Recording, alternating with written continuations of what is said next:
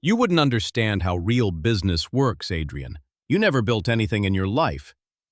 My wife said that while adjusting the diamond bracelet I had bought her on our 10th anniversary. She didn't even look at me when she said it. She said it the way people comment on bad weather, casually, carelessly, as if humiliating me had become just another piece of furniture in our marriage. We were getting ready for one of her company events, a black-tie leadership dinner on the top floor of a downtown hotel. The kind of night full of investors, senior executives, and people who loved hearing themselves talk about vision and power. My wife, Vanessa Cole, was the CEO of Vale Meridian Holdings. Elegant, admired, always perfectly composed in public.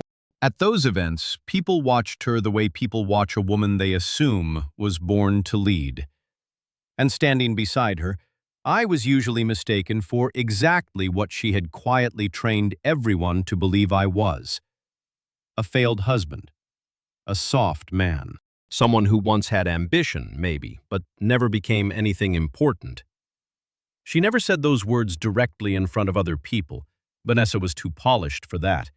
Instead, she did something more refined, more effective. She laughed when people asked what I did. She called me between things, long after I had stopped being between anything. She introduced me as the creative one, even though there was nothing playful in the way she said it.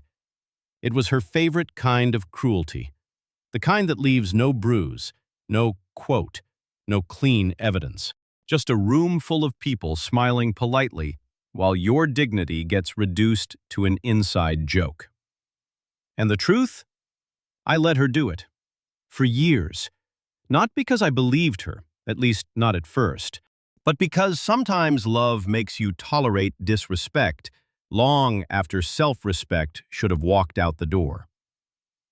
My name is Adrian Cross. I'm 46 years old, and for nearly 11 years, my wife never knew that the company she ran belonged to me. Not in the obvious way, not on paper that could be searched in a minute. Not in the arrogant, cinematic way rich men reveal things to prove a point. The ownership sat behind trusts, layered structures, legacy boards, and old agreements made long before Vanessa ever entered the company. I inherited the controlling interest after my grandfather died, but he made me promise something unusual. Never let anyone know too early what you own, he told me. If they respect you only after they understand your power, they never respected you at all. At 29, I thought that sounded wise. At 46, I know it was also lonely. Because secrecy reveals people, but it also isolates you from ever being fully known. When Vanessa and I met, she was brilliant, ambitious, sharp enough to finish other people's sentences before they did. She was still climbing then, still hungry, still carrying that bright edge people mistake for confidence when it's often just fear in expensive clothing. I loved that edge. I loved how alive she seemed. I loved how hard she worked, how seriously she took herself. Maybe that was why I excused the early warning signs, the way she always measured people, the way she respected title before character, the way she softened around wealth but hardened around vulnerability. When we married, I told her I worked in private capital and legacy asset management, which was true, just incomplete.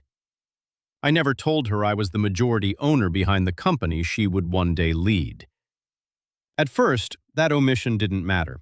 She wasn't at Vale Meridian yet. She was still climbing, still proving. Then, 4 years into our marriage, the board recruited her. She was brilliant enough to deserve the seat. That part was real.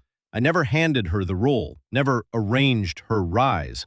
I watched the board choose her because she was competent, relentless, and effective.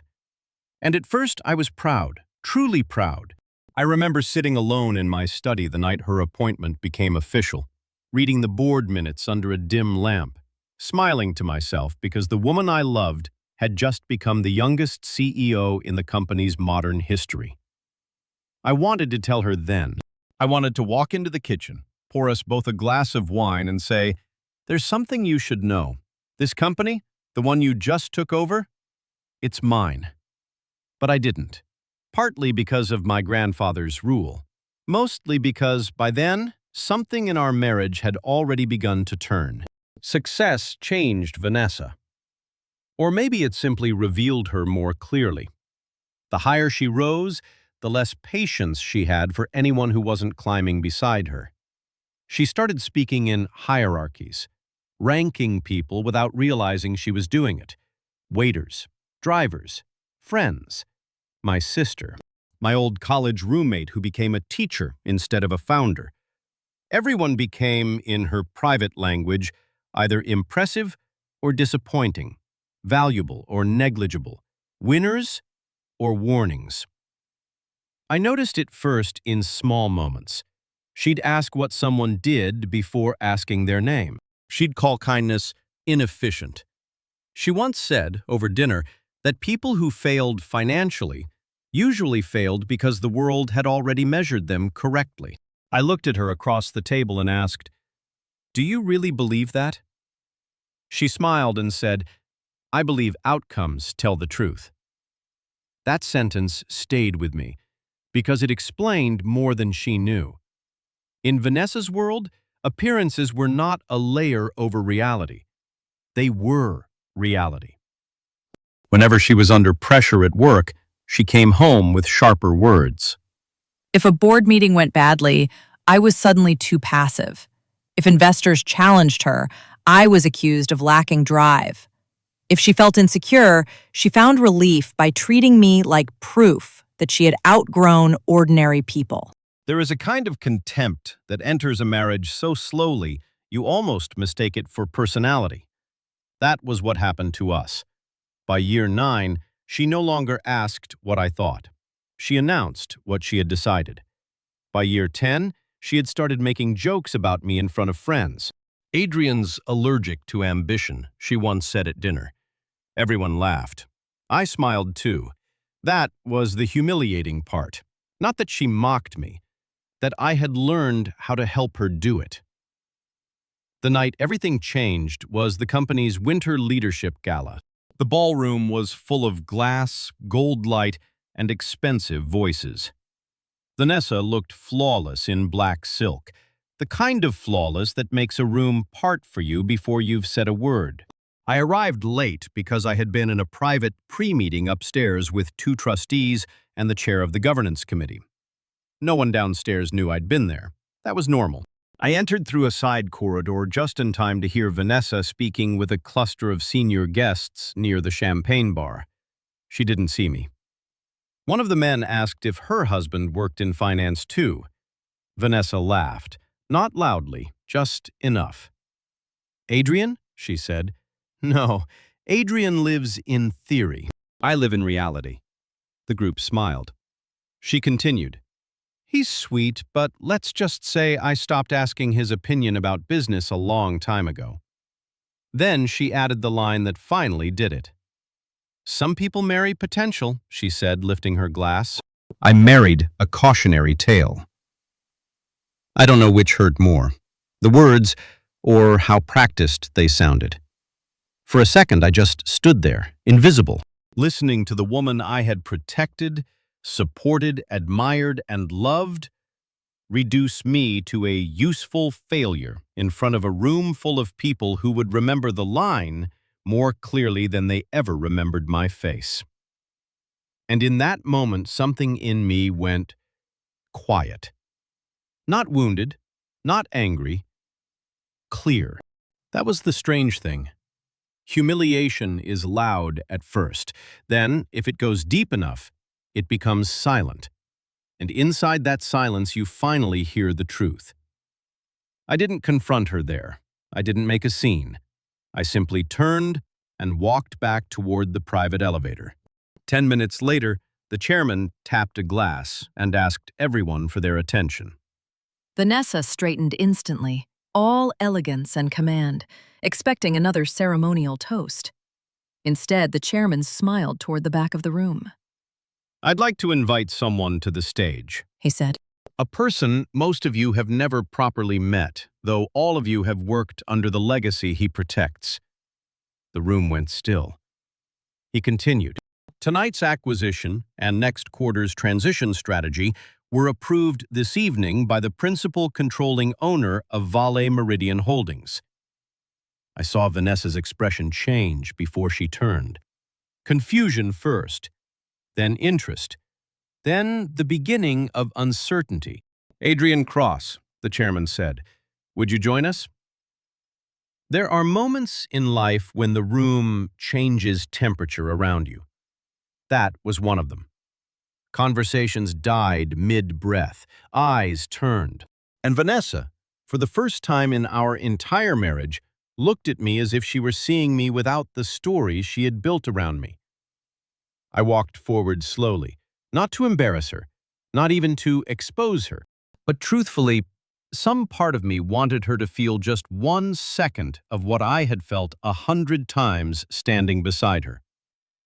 The chairman shook my hand and turned back to the room.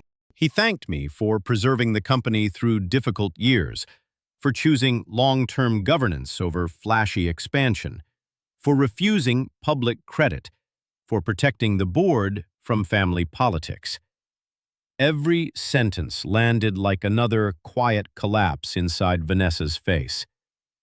I looked at her once. She had gone pale, not dramatically, just enough for someone who knew her to recognize that control was leaving her body one nerve at a time. After the remarks, people surged toward me. Investors, board members, executives, people who had ignored me for years, suddenly wanting to shake my hand as if proximity could rewrite their memory. That was ugly too, in its own way. Because my grandfather had been right. Power does not always reveal respect. Sometimes, it only reveals opportunism. Vanessa approached me nearly 15 minutes later, after the room had finished rearranging itself around my existence. Her voice was low. You own this company? I looked at her. Yes. For how long? Longer than I've known you. She stared at me as if betrayal and disbelief were fighting for space in the same breath. You let me work there. You let me become CEO. You never told me. I could have defended myself, could have explained the trusts, the governance rules, the promise to my grandfather. But standing there, after years of being publicly diminished by the woman now accusing me of withholding power, I found I no longer needed her to understand me. So I said the simplest thing. I wanted to know who loved me before they knew what I owned. That was when her face changed again. Because some truths do not sound like explanations. They sound like judgments. She tried to speak, stopped, then said, "That's not fair."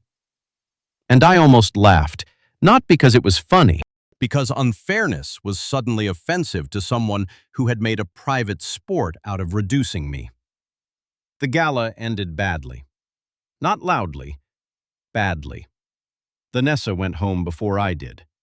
When I arrived, she was in the living room, still in her dress, shoes off, a glass of wine untouched on the table. She didn't look angry anymore. She looked frightened. And beneath that, something rarer, ashamed. "Why didn't you trust me?" she asked. That question stayed in the room for a long time, because it was the wrong question. The right question would have been, when did I teach you that I couldn't be trusted with your respect? So I sat down across from her and said, I did trust you, for years, just not with the one thing I suspected would change the way you saw me. That's insane, she said quietly. I'm your wife. Yes, I said. And for years, you called me a failure in rooms where people were too polite to react. She looked down. I kept going, because once silence breaks at the right place, it rarely closes again on command. You mocked me to protect your own image. You treated kindness like weakness.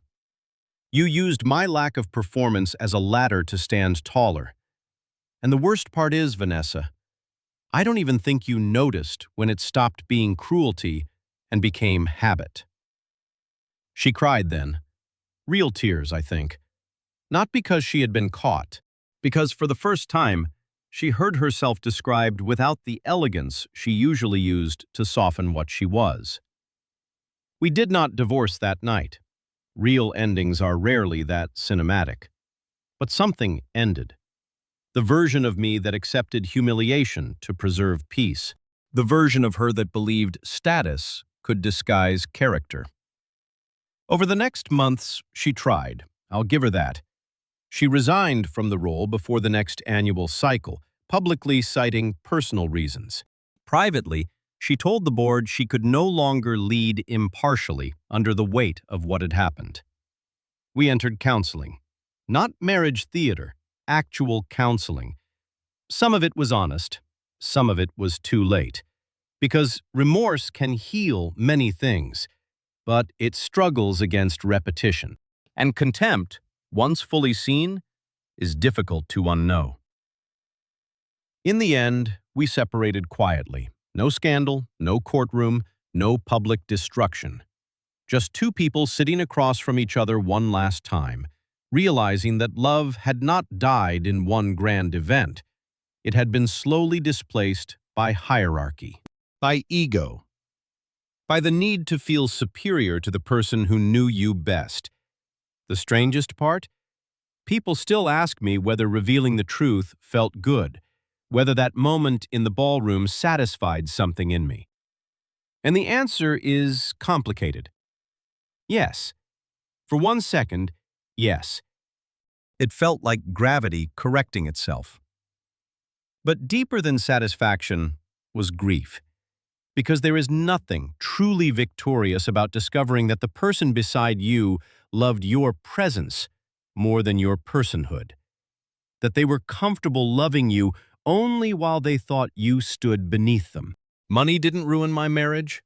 Secrecy didn't ruin it either. Contempt did. The private kind, the polished kind, the kind that smiles in public and diminishes in private, until one person in the marriage becomes less a partner than a prop. If I learned anything from Vanessa, it's this. The people who deserve access to your power are the ones who treat you with dignity before they understand your value. Because respect that arrives after revelation is not respect. It's adjustment. And love that depends on hierarchy is not love at all. It's admiration rented from circumstance. I still think about that night sometimes. The chandelier light, the silence after my name was called, the way Vanessa looked at me like the floor had moved. But what stays with me most isn't the shock on her face. It's the sentence she said before everything changed. I married a cautionary tale. She was right, just not in the way she meant. Because if this story warns anyone about anything, let it be this. Never stay too long in a place where someone needs you small in order to feel significant. If you do, one day you may wake up and realize they were never loving you. They were using your silence to decorate their power. Have you ever discovered that someone respected you only after learning what you could offer? Tell me in the comments. I read every single one. And I'll see you in the next story.